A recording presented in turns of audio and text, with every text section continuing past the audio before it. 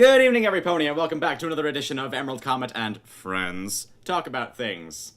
I am joined here today once again by my duo of motley crew. I'm not going to introduce you this time, so you two can introduce yourselves. I think you're more than capable of doing that. Well, that's a bit lazy. Well, excuse me. Like I said, Brent is putting it strongly. I'm going to have to beep that again. But yes, I am joined once again by Lunacorva and the clueless detective, my duo of misfits.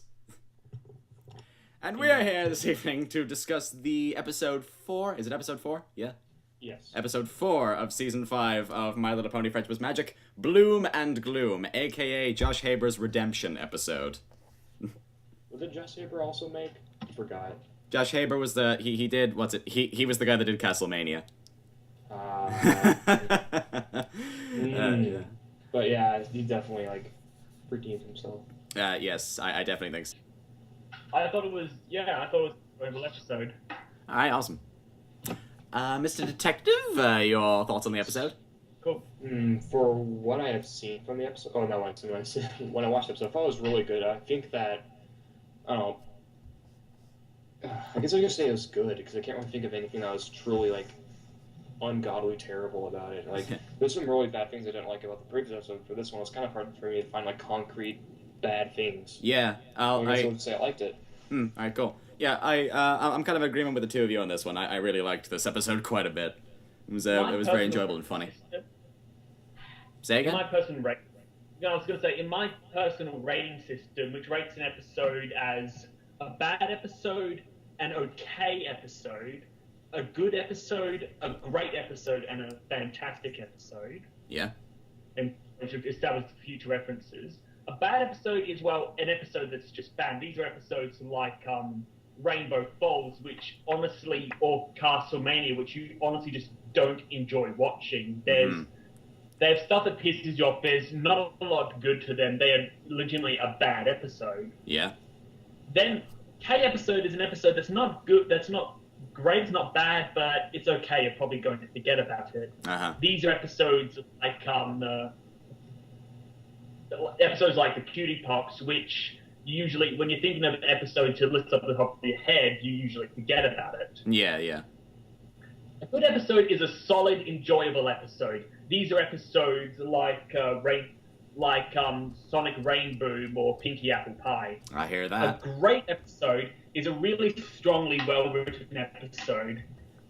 These are examples of these would be things like most of the two-parters, like Return of Harmony and Princess Twilight Sparkle, or episodes like what's an example of a great episode? Actually, most of the opening two-parters. And then you've got a fantastic episode, which these are episodes that are so good, you could watch every single bad episode in a row, and then just watch one of these, and your faith in the fan will be restored. Behold the holy grails of My Little Pony. Lesson Zero or Twilight's Kingdom. Oh yes. Actually, fun fact. Whenever I tell people about the My Little Pony thing, I always get them to watch Fluttershy breaking the bear's neck and yeah, My Little Pony. They do that now. Oh, what? You don't believe me? Okay, I'll show you one of them going insane. What? Okay, never mind. Then I'll talk. I used to love Lesson Zero for how tragic it was. But anyway, getting back on topic. Yeah, we'll save Lesson Zero for another day.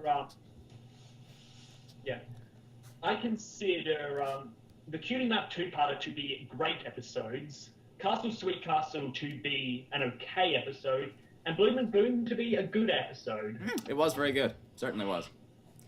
I guess maybe we should start stripping away at the things that were indeed very good about it. Actually, because the main thing that I kind of wanted to talk, one of the main things, I was kind of having this discussion with another guy. I think we should start with the bad stuff first, because that would take the shortest amount of time. Alrighty then, well, in that case... just get the bad up. Yeah, alrighty then. What was actually bad in this episode? Because I can't really think of two. Oh, actually, no. There is one thing that I wanted to bring up that maybe you consider it a bad thing, maybe you consider it a good thing. Some of the criticism that I saw directed towards this episode is that it's very predictable. Like, what's it? The stuff that Apple Bloom says you know, oh, what if my cutie mark's not an apple? What if my cutie mark is something I don't like? What if, you know, it's this or that? And then that's exactly the sequence of events that plays out in the dreams. And it does come across as very paint by numbers, which is something that, you know, people did have a problem with. But personally, I think that the execution and what they did with all these things makes it pretty good. Yeah? Are you still there? Yeah. I think it's, like, one of the things I mind about LP was, like in Flips and Ponies, the dream sequences weren't obvious as dream sequences, but now that it's the fifth season, you're kind of noticing the tells. Yeah. Although it was actually, still though, since we do know that... But what I like that is that I think they knew that I think they knew that we'd know, and they actually did a good job of, like, at first it's like, yeah, this is a dream, this is just a dream. Yeah. And then it keeps going, and it keeps going, and you start to think, is this a dream? I mean, they're pulling this whole one-shot, it's all a dream gag far longer than they normally do. Because I actually said to myself when... that voice sounds like the main, like what the main villain from the two-parter would say. Is this actually the main villain trying to hypnotize Apple Bloom? Yeah, that's exactly what I thought was going to happen when it was like, it seems to me like cutie marks and trouble are one and the same. I just went, Glimmer! Glimmer, please tell me that this is Glimmer. That would have been so That's good. what a lot of people thought. Like, I thought it was actually Glimmer. I would say but come on, like, it was believable. Like if it was Glimmer, that would have been like... But I think it was just like Apple Bloom, you know, like how they're like, I'm the shadow, the true self. If it turns out it is Glimmer, Yeah? if it turns out it actually was Glimmer, like that's revealed later on, That would be I would brilliant. just say this. The comparisons between her and that Checker Monarch villain I told you about will be going off the freaking chart. She will be best villain. I already consider her to be probably one of the best villains in the whole show, but that'll just, like, escalate it even more. But yeah, like, that I think everybody thought that the first time they saw it. Just Checker Monarch was also a villain who could pretty much torture ponies in their dreams by just giving them nightmares based on their worst fears. What a bitch. Yeah, he did it casually too. What am I going to do today? I think I'll just torture some filly. Why the hell would you ever do that, you sick monster? I don't know, I'm bored. What was I going to say? She did it in more to get... She did it in ways to more enhance her business. Like, for example, she had a rival competitor, she pretty much mind-raped him in his dreams so that he'd be so exhausted the next day he wouldn't be able to perform properly. God damn. Therefore, she could buy out his company. That is one evil bitch. But anyways, yeah, what was I going to say? Anyway. Yeah, predictability in the episode. What did you two think about that? Yeah, I'm not a big fan of that. Like I said, predictable at first. Yeah. Which was like, oh hey, is this a dream? Oh, it's still a dream. Okay, cool. Oh, is this... Like, one of those things I really hate it when, like, people keep going to more and more dreams. Yeah. I mean, Inception pulled it off well, but... Yeah. I really hate it when TV shows do that. What I actually thought was going to happen, because, like, the first time that I actually saw, you know, it was the whole, oh, she wakes up and it's another dream thing, I kind of said to myself, is this going to be, like, some Groundhog Day kind of thing? But then it turns out that it wasn't like that. I don't know. Just, like, I kind of thought that was the direction that they were going with it, but then it turns out that they weren't, so, meh. I always like the dream within a dream trope because I just enjoy the surrealness of it. Yeah, you can remember some creative So stuff. the dream like is supposed to be, and also it's creepy, and it's supposed to be something that you can just escape from. You wake up and that's it, it's over. Yeah. But you wake up and you're still in there. Okay, what fucked up parallel universe have you wandered into now, Apple Bloom? Yeah, it's like that feeling when you wake up from like a really bad dream. It's like, oh god, no, I've got exams tomorrow, and then it slowly dawns on you. No, I don't. I'm on summer holidays? My teachers are all getting suntans. But, yeah, that oh god, I'm not This gonna... time you had a dream, it doesn't good or, you know, it doesn't have to be good or bad, but just a dream where once it's over, you've gone back, you've basically, gone to any people who are involved in the dream, like friends or family, and said, hey, I didn't do this, or you didn't do this yesterday, right? Right?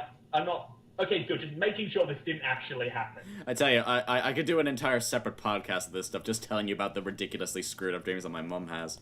But I actually think that whole predictability thing is the only real sort of negative-ish thing that I kind of wanted to bring up, and it's not even something that I really found particularly negative about the episode. I don't know, did you guys find anything else that you didn't really like about it? I mean, I couldn't. Yeah, I couldn't really. Colin? Garrett? Yeah, so I couldn't really find anything. There was one other thing that pissed me off. What? Oh, Diamond Tiara and Silver Spoon? And not for the reasons people make sense. Yeah?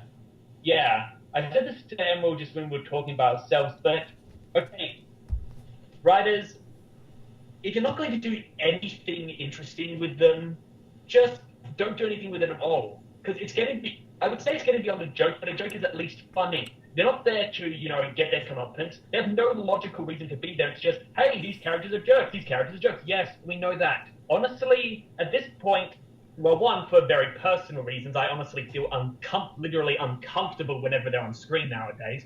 But also, I'm honestly starting to feel kind of sorry for Diamond Tiara and Silver Spoon because they're pretty much locked into that one space. They will never be anything except the bad guys. Not even interesting bad guys. At least someone like Tyrek or Discord or the Daz or Dudgy or Dazzle, they get to be cool. Diamond Tiara is just a thing for you to hate, not even a real creature. Yeah. That's almost tragic in a way. Because I was saying to you, when she kind of got her comeuppance at the end of Call of the Cutie, it was like, okay, yeah, she's being ignored at her own cute Seniera. That's her comeuppance. You can basically leave her out of the rest of the story now, and then it's like, okay, we're doing this again. I mean, wait, we got another 20 minutes. Okay. Although personally, I don't really mind her all that much. She's just kind of there, she exists. Yeah. Yeah, I just find it's sounding really great to me at this point. As someone said, I remember someone saying two things about her. Yeah. Which is, one, the problem is not her being one-dimensional. I mean, one-dimensional characters are fine if they're one-shot characters like Suri Polymer, who are just there to serve the episode. Yeah. But if it's a recurring constant character, it's like either do something interesting with them or just phase them out. Yeah, because that's actually because one of the reasons why I think that Diamond Tiara is way better in fan fiction, because people are they're allowed to go into more depth and maybe explore family or other friends or other kinds of things that go on. This is one of the problems I have with the comics when people say, oh, but the comics are allowed to do stuff the show can't. I'm going to call bullshit on that. The show canon is allowed to do whatever it wants. If the show wants to give more of a backstory to Diamond Tiara, it can. If the show wants to, include have the return of Chrysalis or expand more on Luna's backstory, it can. And one, don't get that excuse of, oh, kids can't handle it. I can show you 1,000 pictures that is far darker and worse. Or the excuse of, well, you can't focus on background characters too much, will take away from the main characters. Yeah. Going back to fanfiction again, I've seen stories that manage to give full fresh out personality to the background characters, the supporting cast, and to the main six, and it did it well. University Days, anybody? Fly either. Yeah, University Days, anybody? Or actually, wait, hang on a second. Just you saying, I can show you much darker things that I forget. Cough, Digimon Tamers, cough. Exactly. Lest we mention the D Reaper. Running away from destiny. And I'll say it again, okay?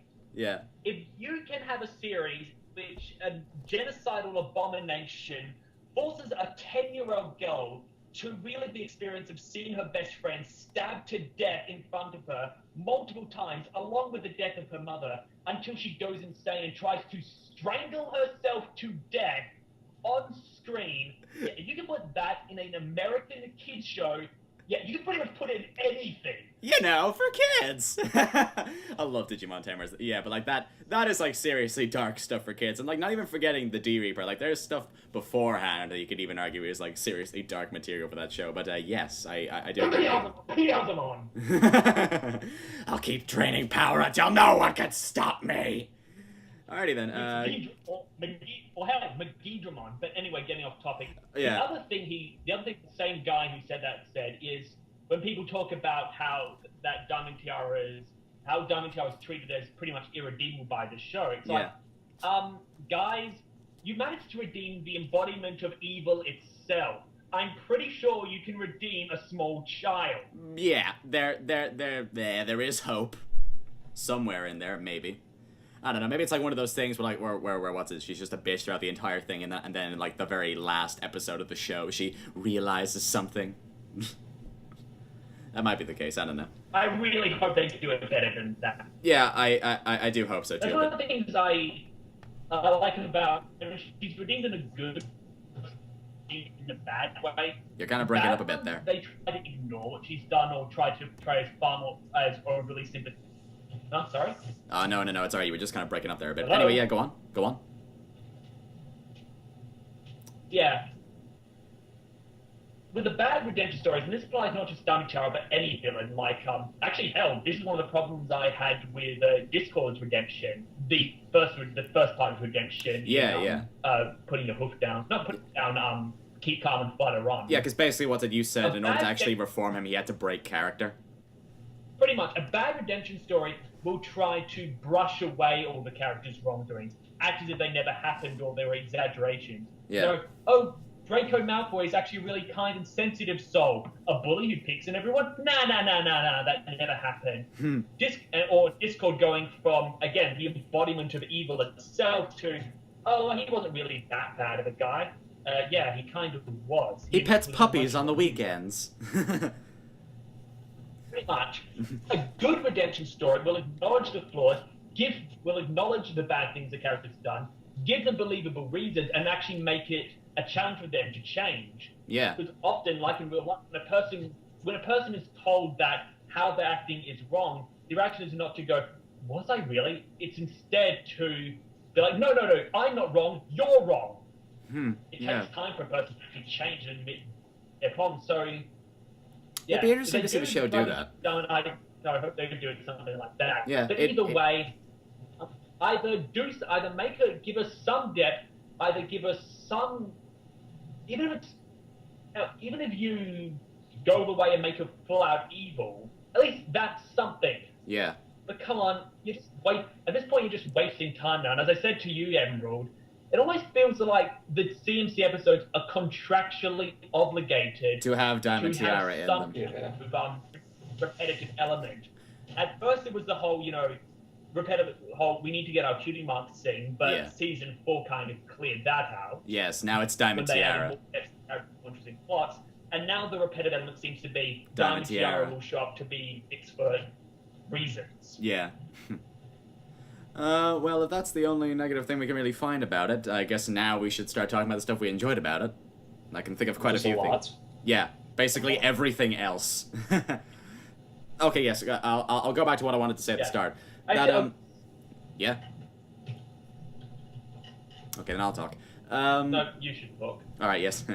I have authority in this domain, Raven. Anyways, the thing that, it was more at the start of the episode, because I was... I'm going to choose to ignore that statement. It was a while ago that I was having a conversation. I can't really remember if it was one of you two or if it was somebody in the Rift, but we were saying that, it would be kind of a very interesting thing to see what would happen if Babseed got her cutie mark and she came down to Ponyville, and then that's exactly what happened in this episode. It was like, oh, okay, you're going that direction. And, like, they didn't really go in sort of the direction that we kind of discussed that they would do. It was more like, them like Babs just coming down and, like, she has her cutie mark or whatever. Instead it was just like, they find out about it. But it was just kind of cool just to see that, sort of realized. And what else was there? Also, something else. Speaking of. Okay, speaking of cutie marks and expectations, there's a lot of you in the, and I'm speaking to our watchers here, or 5 of them directly. As a lot of you will know, these previews and the previews and stuff for this episode hinted at that this would be the episode where the CMC finally get their cutie mark, and of course it turns out that was a big hoax and a lie. Not really. It was all just a dream. It was a sham. Now, I understand that there's probably going to be a lot of Now, I understand there's probably going to be a lot of people in the audience who are pissed off about that, feeling that Hasbro lied to them, cheated them. Oh God. However, I am fucking thankful that this turned out to be just a joke. What the hell would the rest of the season be if Sweetie Belle's talent was to mop up things? Yeah, go on. Well, it's not just that. It doesn't matter what the talents are. I don't want them to do with the CMC what they did with Twilight, where they spoil the big twist. Oh, yeah. When the CMC, you know, you knew Twilight, a lot of people knew Twilight was going to become an Alicorn because there was all these posters of her as an Alicorn long before the episode aired. So as Jerry Peach said, what should have been a big twist became so that's when it happens moment. If the CMC ever get their cutie marks, it has to be a, oh God, yes, yes, yes, yes, yes, yes, yes, please. We've waited 5 seasons! The drought is nothing compared to this! Although, in fairness, like, we do know what they're gonna end up being. It'll just be a matter of time as to when they get them. Because, unfortunately, that episode told us what they were... Yeah, but a sudden... It has to come as a well-earned surprise within the episode. It can't just be a... So, in this episode, the CMC finally get their cutie marks. Stay tuned, even though we just spoiled the point of it, you bastard! You sounded a bit like Rowan Atkinson there. Sort of, not really. Really? What the fuck did I sound like Rowan Atkinson? I'll probably have to re-listen to that, and then I'll find out that I was wrong, and then I'll just hang my head in shame like I often do when I listen back to these things. But, I don't know, just at the time, I thought you sounded a bit like Rowan Atkinson. Detective, you haven't chimed in much. Is there anything you want to add to what, I don't know, anything you liked about it that maybe we can add to? Let's see. One thing I really liked about it was the subtle changes in the dreams. Oh, what, like Remember how, Flapjack?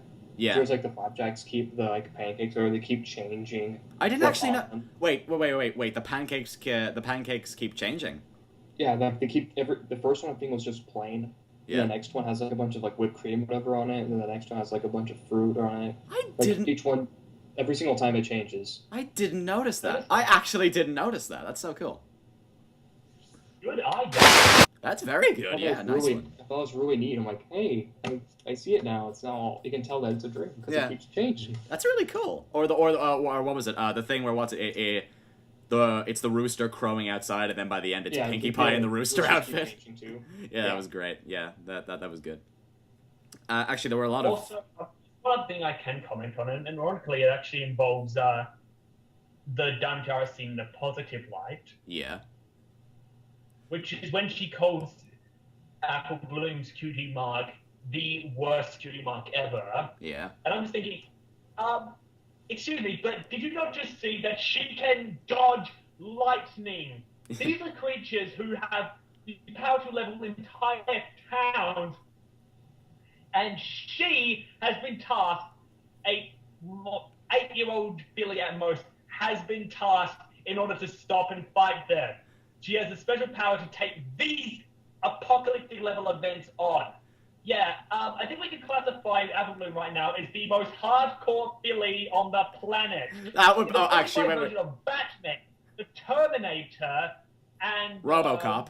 Chuck Norris fused into one single entity and came to stop the embodiment of the end of the world itself from destroying Equestria. I'm pretty sure they would hand the task over to Apple Bloom because she'd be more qualified. Yeah, actually, okay, a thought just popped into my head. Somebody needs to write something if Apple Bloom still kept that cutie mark and just put it in, like, an apocalyptic setting.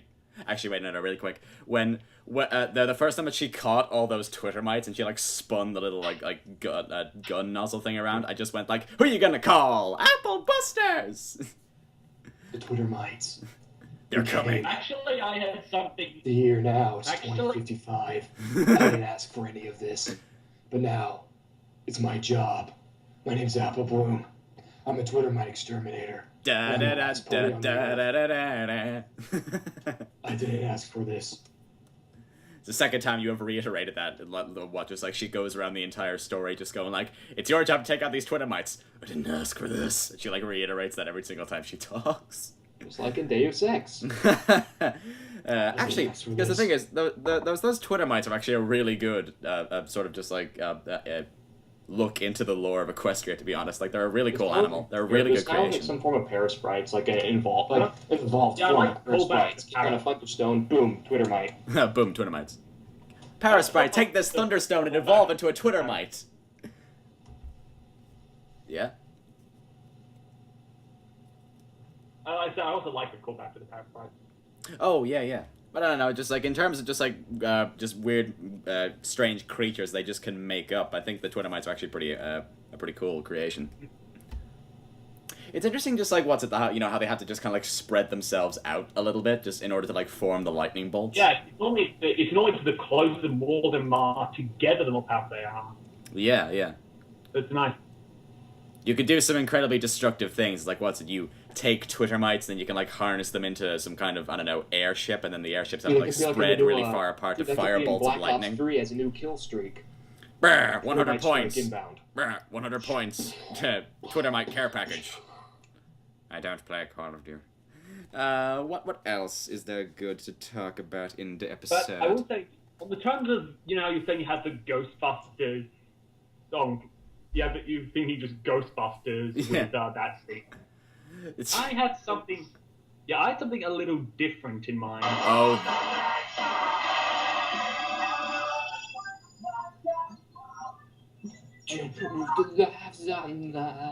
That's gonna take some serious editing in post, okay? I think you just destroyed the eardrums of everyone who's watching this video. You're fit because rules of nature. You suck, man! What the hell even was that? And don't play it again, please. Rules of Nature from Metal Gear Rising. It's a song that Gus Scorcher uses all the time in his Let's Plays. I haven't played Revengeance. I want to, though. Nanomachines, son! You should, but you shouldn't play it if you want a good Metal Gear game. You should play it if you want something stupid. I know, but I just want to, it's just fun. Walking around, hacking things to pieces with a giant samurai sword. That's fun. And I'm a giant cyborg ninja. The first battle is a superhuman cyborg ninja having a sword fight against a giant mecha T-Rex. That is badass. And also, cutting the T-Rex in half.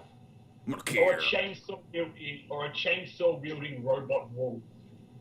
Again, badass. A chainsaw robot wolf. Who probably has the most badass line in the entire game. What, the wolf? Yeah. I am an artificial intelligence. My intellect is far superior to your human. I know everything. Alright then, what's the meaning of life? Why are we here? I am here to kill you. That's so badass.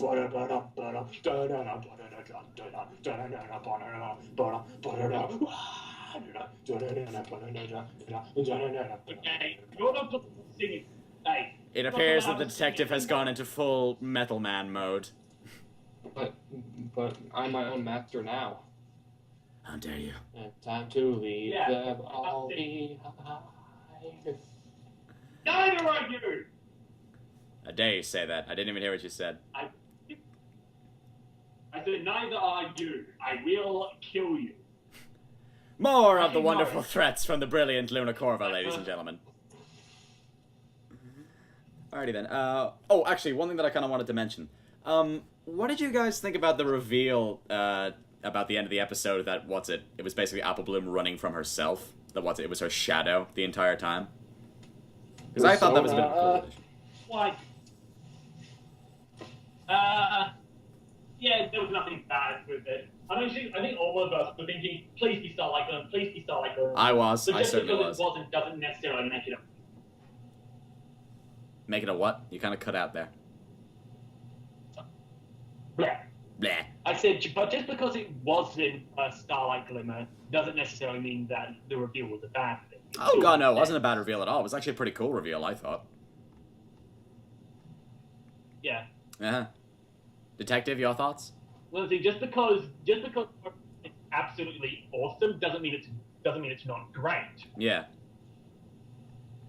I didn't actually see the whole thing about, it's her running from herself kind of thing. Like, I thought it was really cool to, see that. Yeah. And also, Bronies, you got your Luna fix. Are you happy now? You got worse princess, hope you're happy. I think we need to put you in the fucking underground bunker, man. Get a steel umbrella, there's gonna be fiery hatred It's funny raining. because I don't really care for any of the princesses, really. None of them are interesting to me at all. Ew. It's like Twilight, but even then, that's debatable. Dude, I'm gonna have to get you the fucking steel umbrella, man. Speaking of Luna, I think... Oh, not the flame shield. Like 6 of them. Yeah. Actually, speaking of Luna, Because the fandom doesn't do enough of that already. I remember talking about like why I enjoy Celestia more than Luna, and I said the thing with the Luna and why she's coming across as less interesting nowadays, Yeah. or why less character development, as sort of Josh Scorcher mentioned in his taking Gloom too seriously video. It seems that we mention Josh in every single one of these, don't we? Hey, we're fanboys of his, and We're not plugging him, we swear. Why do we need to plug him? Okay, if someone has if someone has more subscribers than you do, then he doesn't really need the plugging. Oh God, that came out. Ooh, I think I beg to differ. We're not gonna show him this podcast. Oh, we should. I mean, if we could show him the fountain, I'm pretty sure we can show him this. You showed him that? He hasn't responded, so... I'm gonna put a... Okay, no. Show him the fountain, though. Okay, detective, I'm gonna do you a favor. I'm gonna I'm going to signal boost, rather, your show and put that down in the description for people to go and watch the masterpiece that is the fountain. Guys, stop. Fans who are watching this video, please don't tell Josh I just said that or send the link this moment. Josh? Because I know for a fact that one of the fans is going to do that. I apologize. That came out wrong. Mean it that way. To everyone who's to everyone who's watching this video, do exactly what he just said right there. Go, my EmeraldComet! No. Just assimilate his. What word am I looking for? You realize if he kills me, I'm going. You're a psychotic. Emerald, you realize if I die by Josh's hand because I'm going to make sure you go down to hell right with. That's fine. I was going there anyway. Never mind. I'm a terrible person. I think we can all take away that from this segment of the podcast. I am a dreadful person. We know. Yeah, Emerald, you were going to. I would give you second-class tickets to hell. Second class? Coach of Iron Crew. Wait. Only second class? Yeah. EmeraldComet has excuse me. I have class, darling. Oh, please, you're not that important. Oh!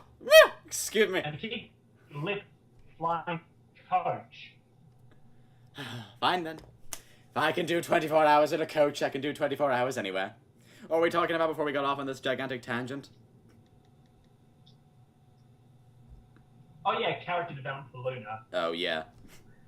Wow, we've been going on tangents a lot on the podcast. Yeah, but it's gonna be funny in post. So anyway, character development for Luna.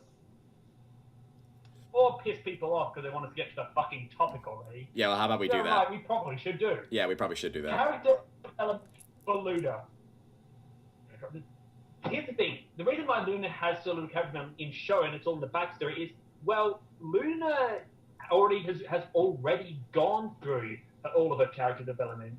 She's what I've decided very recently to dub a stage 4 character. The 5 stages of characters. And now a lecture. 4 stages, actually. And now a lecture on the stages of characters by Lunacorva. Oh, can I please? I've been waiting to do this all day. What? Oh, please, can I? I've been waiting to do this all day. How about you just tell? Please, can I? I've been waiting. All right. In terms of the character's growth, did I say yes? Tends to go through. Never mind. Yeah. In terms of protagonist or really character growth in general, the character tends to go through 4 stages.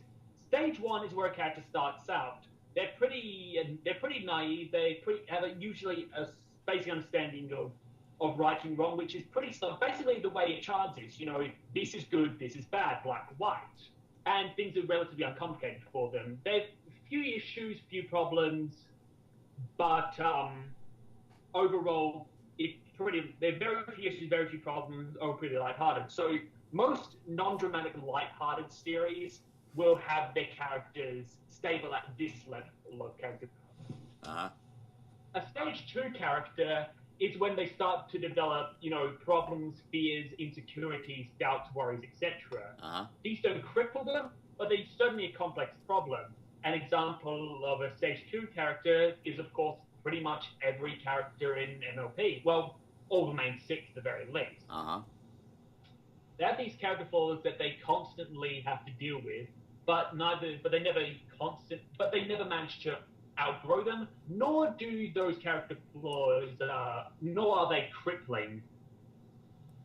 Stage 3 is when these character flaws become crippling, often can lead to a character committing suicide or turning evil or what have you. In most dark series like Neon Genesis Evangelion, this is pretty much where a character's development will end, where their insecurities and their personal flaws drive them past the moral or despair event horizon. I've heard the finale of that show is supposed to be like all inside the character's head, like the last 2 episodes, instead of like the big main final battle. It just goes all inside his head. Is that what happens? Yeah, and then the movie turned out there was a big final battle and the things in his head. Oh yeah. Anyway, so that was a stage that Luna was at the end of stage 3, and then very rarely you get the stage 4 characters. This is when they finally. This is pretty much the light up, the dawn at the end of the Dark Knight. Not the Dark Knight movie, the literal night. That was a terrible joke. The light at the end of it. I wasn't making it as a joke. I realized it was a slip of the tongue. Ah, never mind. Yeah. The stage 4 character is a character who has gone through the worst of their insecurities. They've conquered their character development. They're pretty much stable now. They've gone past all their internal problems. That's the stage that Luna has. She's conquered her fear of rejection. She's conquered insecurity. She's in the best place she can be. So there's really no more development to be had with Luna. Yeah, she's grown to her full potential. Basically, this is one of the reasons I find such thing, because I see Celestia as a stage 1 or stage 2 character. Unlike Luna, who has learned to accept herself, Celestia is still trying to hide herself from everyone else. She's still constantly trying to act as if she's this perfect, unflappable pony, when it's very clear, reading between the lines, that she's not. Mm-hmm. It's funny, despite the fact that Celestia is the older sister, in many ways, Luna is actually the more emotionally mature of them. Mm-hmm. What makes you think Luna that's... has learned to accept herself. In what ways do you think that Celestia stays a stage 1 character? Because I'm kind of fascinated to see what you think now. Not a stage 2 character. Okay. She's a stage 2 character pretending to be a stage 1 character. Okay. And that's the fact that we know that Celestia is not invincible. We know that the threats of Crestia do worry her. We know that, she believes in the power of friendship. She wants to come closer to her ponies, but at the same time, she's always kept at a distance from everyone else because everyone sees her as this all-powerful ruler. And in many ways, she herself tries to project that image, even when, again, she's not all-powerful. This, to me, suggests that Luna, much like her student in a way, is terrified of what will happen if her subjects see any weakness in her. She fears that the pedestal she's on will shatter, and she'll pretty much be rejected by her subjects. In many ways, she's just as afraid of rejection and she's just as insecure as Luna and Twilight are. Where Twilight is learning to deal with it, and Luna has dealt with it, Celestia is still keeping it all inside. And I'm really hoping to see the episode one day where Celestia just snaps. Because I think that could be a great episode. That would be a cool, a setup for a finale. That would be, End end of the Moriarty thing? I said, remember the Moriarty thing I brought up? Yes, I did, yes, where the character is so... Wait, is this kind of like a thing And where a that. character... Yeah. Lest we forget. A moment of silence, please. That was fun. Alrighty then, well... Moment of silence for... A moment of silence for spoilers! Spoilers! Alrighty then, well, You get a second. Say again? You guys get a second of silence. A moment I'm too lazy for. Fine. Well, basically I paused for a second. A moment for me is basically Also, you never see me on site. I would like to point out the fact that I am sitting on a chair that is sitting on a sofa. Ladies and gentlemen, do your best to try and visualize that image, and then understand that this is the shit that I deal with on a daily basis whenever I and this psychotic raven speak to each other. I love my friends. I know exactly what I'm... I do love my friends. Alrighty then, I can't really think of anything else. Not psychotic, psychopathic. Do my research. No, that's... Honestly, psychopath and sociopath, they may as well be the same thing, because people keep switching around which one means which. So, psychopath, sociopath, basically someone who just doesn't care about other people at all. I think we... In any way whatsoever. I think we kind of... no importance to them. We kind of talked about that, I think, in another call a little while ago. It was actually a good while ago now, to be honest. One second, I just want to check something here really quick. Okay, this is something really random that I just want to bring up, which I kind of thought would be kind of funny. When it got around to the dream sequence when Apple Bloom's cutie mark was that derpy looking dolphin, I just kind of said to myself, that'd be way funnier if it was a pear. Like, oh yeah. Like all those comics and things where it's just like, what's it, the Apple family just like go beat the shit out of somebody who's like got a pear cutie mark, which it just would have been way funnier. I don't know. I think. Wait, doesn't the fandom say have a rival with? Say the Apple family has a rival with Carrot Top? Do they? So wouldn't it be worse if it was a carrot? I think that's what I heard. If that's the case, and she actually...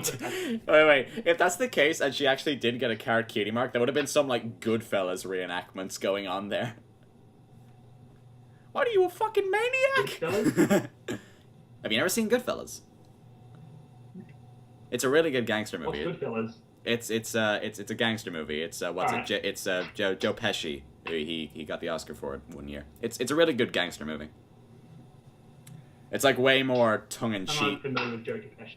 It's way more like tongue-in-cheeky than what Godfather is, and it's good. It's a very good movie.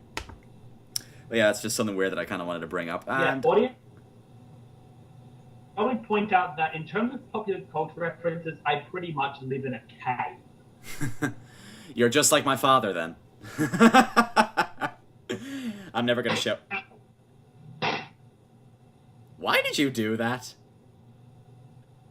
Do what? To give you all a visual image of what just happened, Lunacorva just hit himself in the head with an empty plastic bottle, and now he's doing it again. The third time just won. The first two times, meh. And the third time was, well, you mentioned it, it's got to the back of my mind, I'll keep doing it. Also, it hurts. In a way that feels strangely good. You could stop that now. When I get hurt, it's funny. When my friends get hurt, it's not. When I get hurt, it's funny. When my friends get hurt, it's not so funny. Okay, doke. Alright. Okay, so... Okay, so I actually don't think there's much else that I can say about today's episode. Does anybody else want to add anything? No, not really. Oh dear God! I knew that was going to happen. I take that as you don't want to add anything else. But if we're done talking about it in that case, then I thought it was a really solid episode. I really enjoyed it quite a lot. It's definitely one that I'd certainly watch again. And yeah, well done, Mr. Haber. This is a definite step up from everything that you did in season 4, with the exception of kind of, sort of, maybe simple ways. Detective? Yeah, honestly, with all... Yes? In all seriousness here, the fact that we have so little to talk about usually means that there's just so little that we can nitpick. There's really no flaws we can call out.